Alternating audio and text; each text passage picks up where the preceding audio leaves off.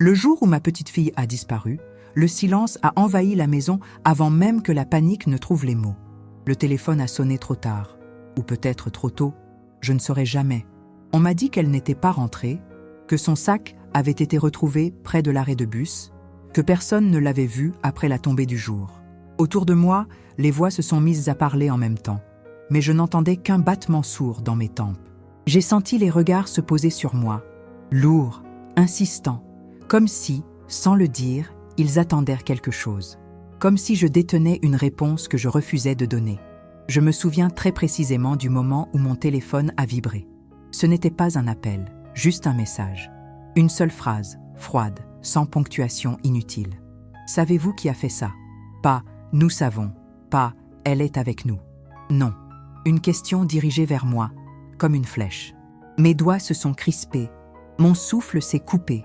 Cette phrase ne demandait pas une réponse. Elle m'accusait. Elle réveillait un passé que j'avais enterré depuis des années. Un passé dont personne ne parlait mais que tout le monde semblait prêt à me reprocher au moment le plus cruel de ma vie. Dans le salon, la télévision restait allumée sans que personne ne la regarde. Les images défilaient, absurdes, indifférentes à mon monde qui s'effondrait. Mon fils faisait les 100 pas, ma belle-fille pleurait sans bruit.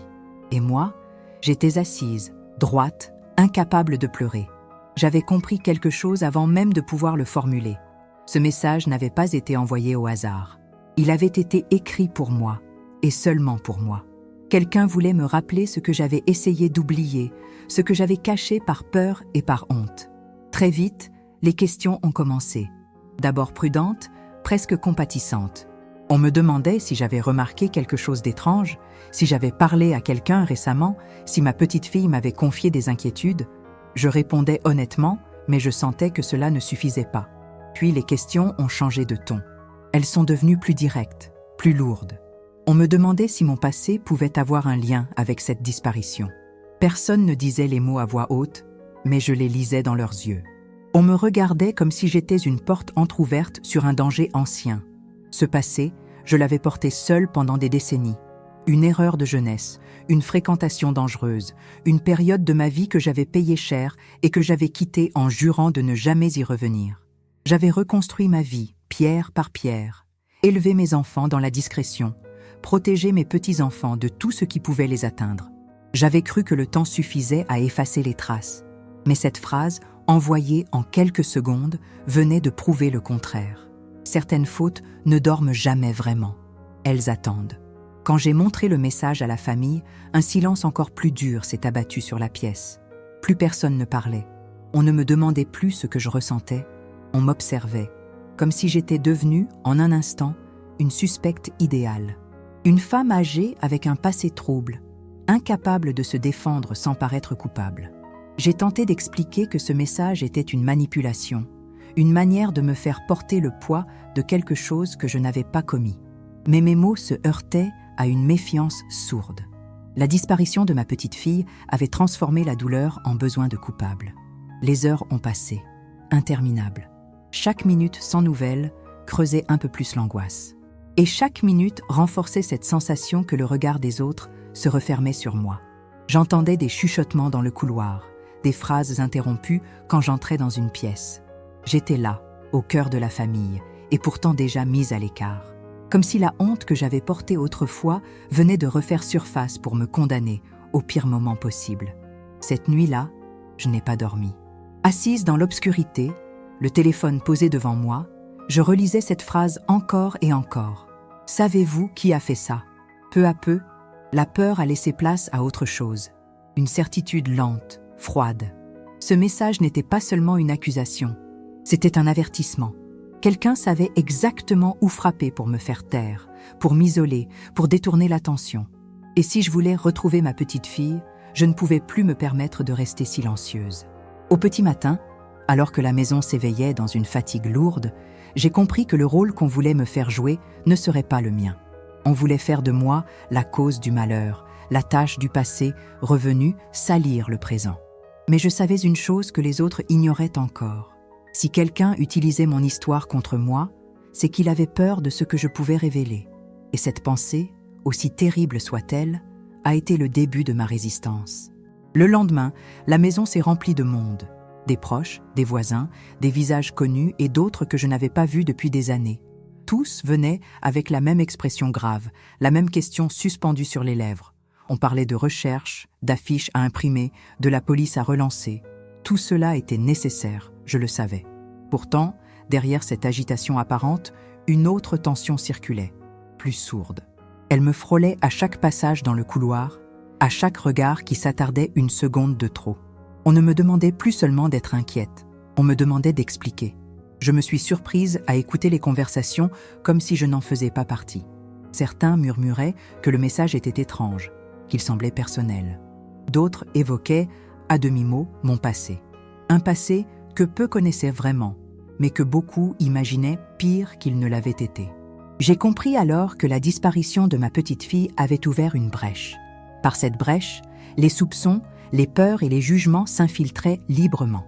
La douleur collective cherchait un point d'ancrage, et je devenais ce point. Quand la police est revenue pour m'interroger, leur ton était resté poli, mais leurs questions avaient changé. Ils voulaient comprendre pourquoi ce message m'était adressé à moi. Pourquoi pas aux parents?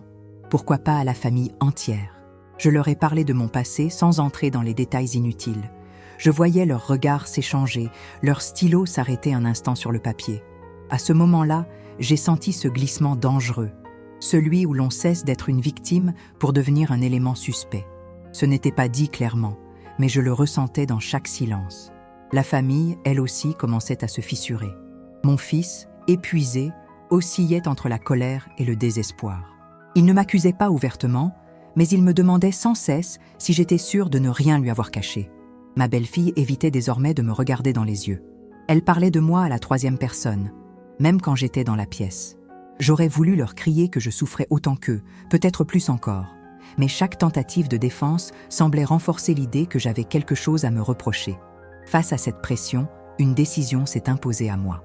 Si ce message était lié à mon passé, alors je devais regarder ce passé en face. Pas avec la honte qui m'avait accompagnée toutes ces années, mais avec lucidité.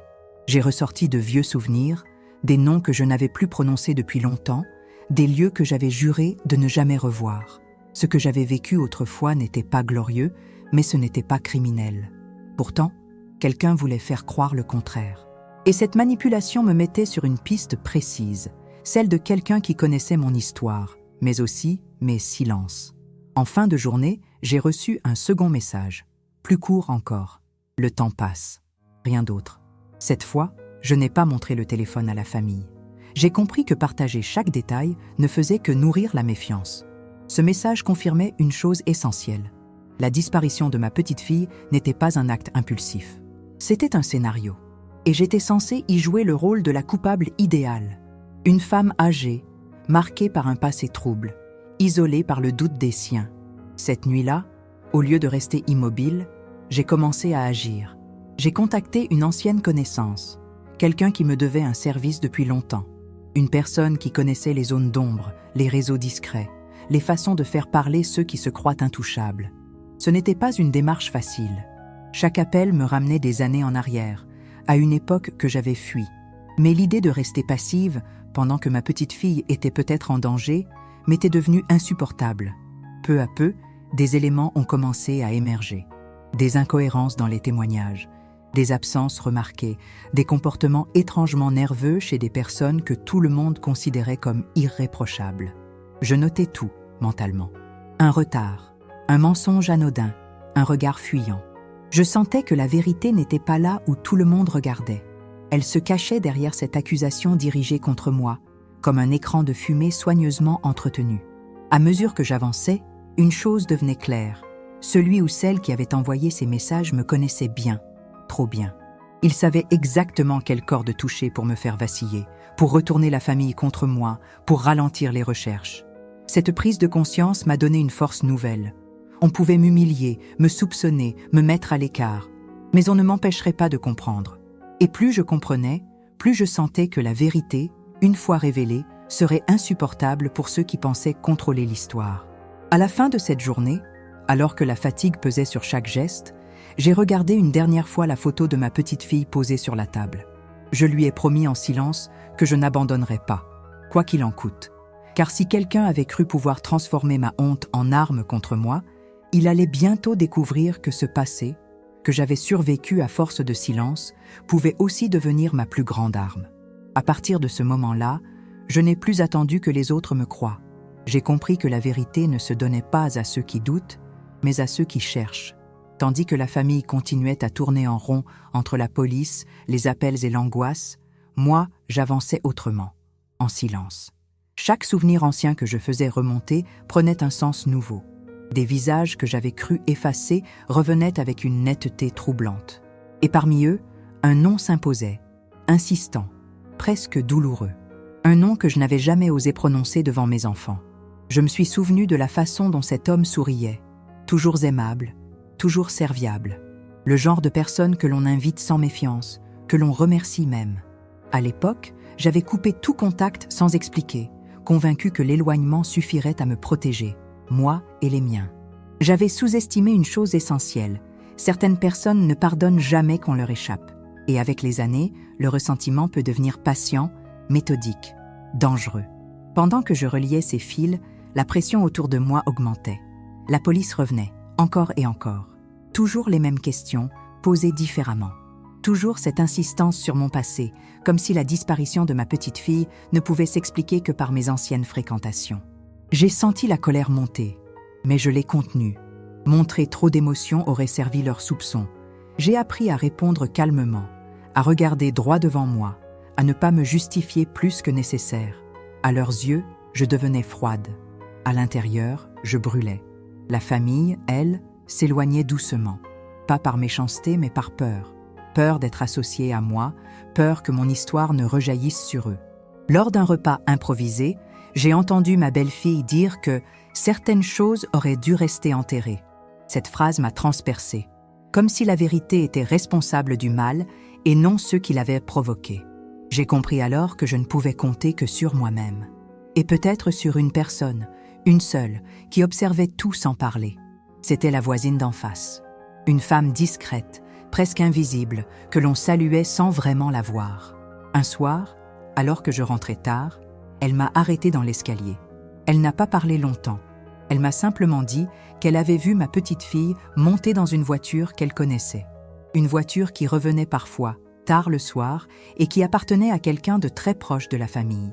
Ces mots étaient simples, mais ils ont fait l'effet d'un coup de tonnerre. Le danger n'était pas extérieur, il était déjà dedans.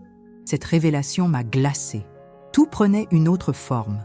Les messages, l'accusation dirigée contre moi, la tentative de détourner les soupçons. Si quelqu'un de proche était impliqué, alors mon passé n'était qu'un outil, une diversion parfaite. J'ai repensé à certains comportements récents, à des absences mal expliquées, à une nervosité inhabituelle. Des détails que j'avais ignorés, trop occupé à me défendre. J'ai compris que pendant que tous me regardaient, quelqu'un d'autre agissait tranquillement. J'ai choisi de ne rien dire immédiatement. Pas à la police, pas à la famille. J'avais besoin de preuves, pas d'intuition. J'ai commencé à observer cette personne avec une attention presque clinique. Les horaires, les déplacements, les appels. Chaque geste confirmait un peu plus ce que je redoutais. Et plus j'avançais, plus je comprenais l'ampleur de la manipulation. On avait voulu me briser pour gagner du temps, me faire porter la honte pour protéger le vrai coupable. Un troisième message est arrivé, au moment où j'en savais déjà trop. Vous vous souvenez maintenant. Cette fois, je n'ai pas tremblé. J'ai souri, lentement. Oui, je me souvenais, mais pas de ce qu'il croyait. Je me souvenais surtout d'une chose. La peur change toujours de camp quand la vérité s'approche. Et elle était plus proche que jamais. À la fin de cette phase, je n'étais plus seulement une grand-mère en détresse. J'étais devenue une femme qui voyait clair, entourée de mensonges qui commençaient à se fissurer. Ceux qui m'avaient humiliée, soupçonnée, isolée, n'avaient pas compris une chose essentielle. En essayant de réveiller mon passé pour me faire taire, ils avaient réveillé ma mémoire. Et avec elle, une détermination qu'ils ne pourraient plus contrôler. La révélation n'est pas arrivée comme un cri. Elle s'est imposée lentement, avec une précision presque cruelle, comme si chaque pièce avait attendu le bon moment pour tomber à sa place. Le matin où j'ai compris, je n'ai ressenti ni panique ni surprise, seulement un froid profond, celui qui traverse quand la vérité confirme ce que le cœur refusait d'admettre. La personne impliquée n'était pas une silhouette lointaine du passé. C'était quelqu'un qui faisait partie de notre quotidien, quelqu'un que nous avions laissé entrer sans méfiance, convaincus que le danger venait toujours d'ailleurs. Tout s'est joué autour d'un détail minuscule, presque insignifiant. Une incohérence dans un horaire, répétée trop souvent pour être un hasard. Une justification donnée trop vite, comme apprise par cœur. J'ai recoupé avec ce que la voisine m'avait confié, avec les messages reçus, avec ce passé qu'on me jetait au visage. Et soudain, la logique est apparue dans toute sa brutalité.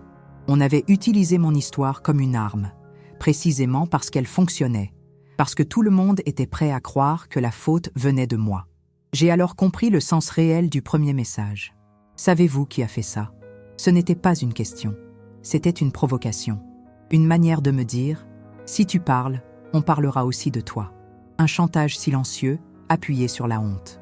Et pendant que j'étais occupée à me défendre, à expliquer, à justifier, la véritable responsabilité restait à l'abri, protégée par la confusion générale.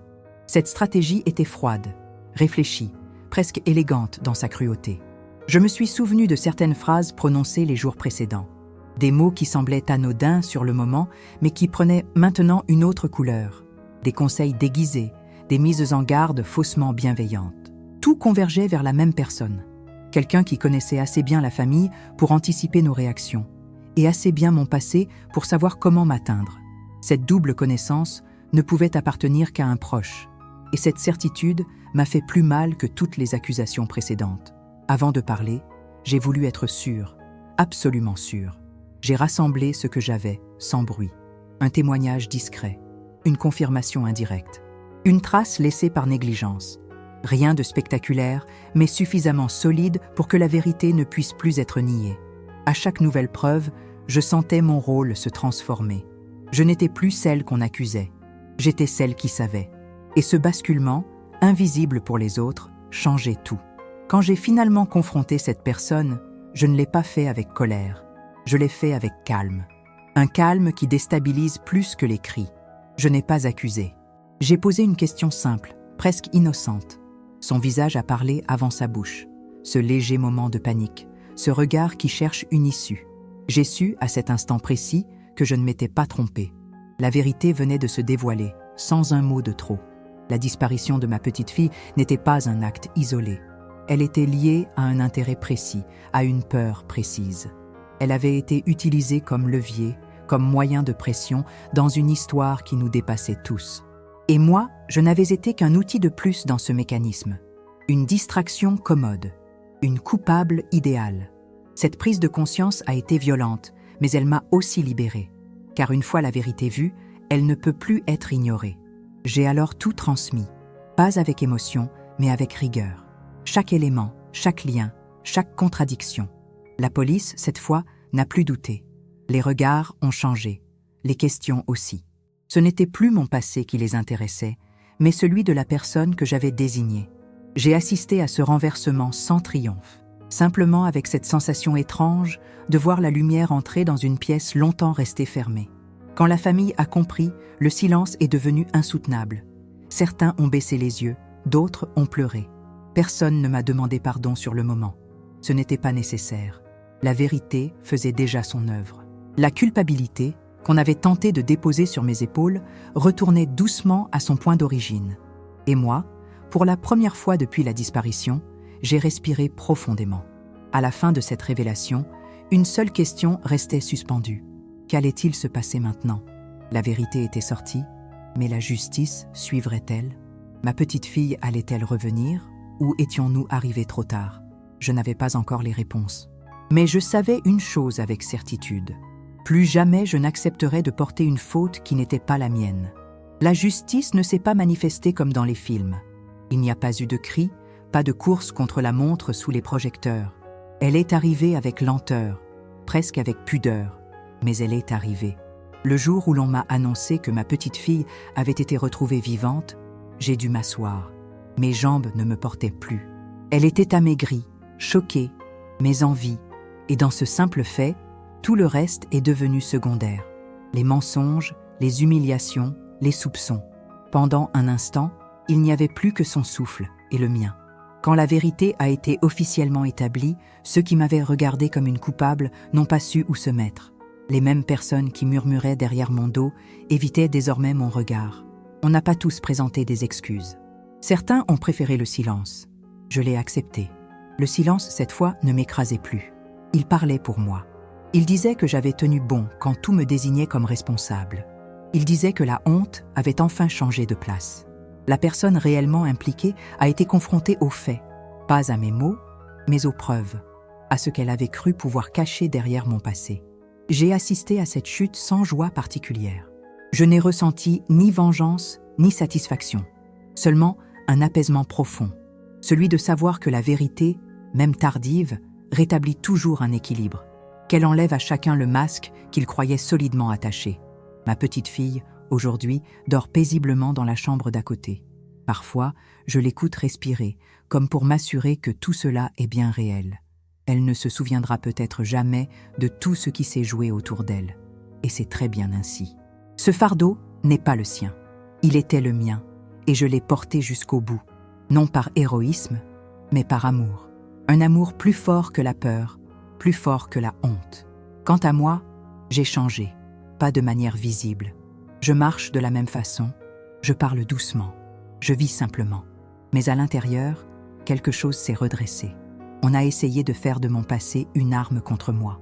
On a tenté de transformer une grand-mère en coupable idéale. Et pourtant, c'est ce même passé, affronté sans fuite, qui a permis à la vérité d'émerger. Je sais maintenant que la justice n'est pas toujours bruyante. Parfois, elle se contente de remettre chaque chose à sa place, de rendre la dignité à celle à qui on l'avait retirée, de rappeler que même quand tout le monde doute de vous, il suffit d'une vérité tenue fermement pour que le monde finisse par céder. Et si je garde une certitude de tout cela, c'est celle-ci. On peut essayer de vous faire porter la faute, la peur ou la honte. Mais aucune de ces choses ne tient face à une femme qui refuse de se taire quand l'innocence est en jeu.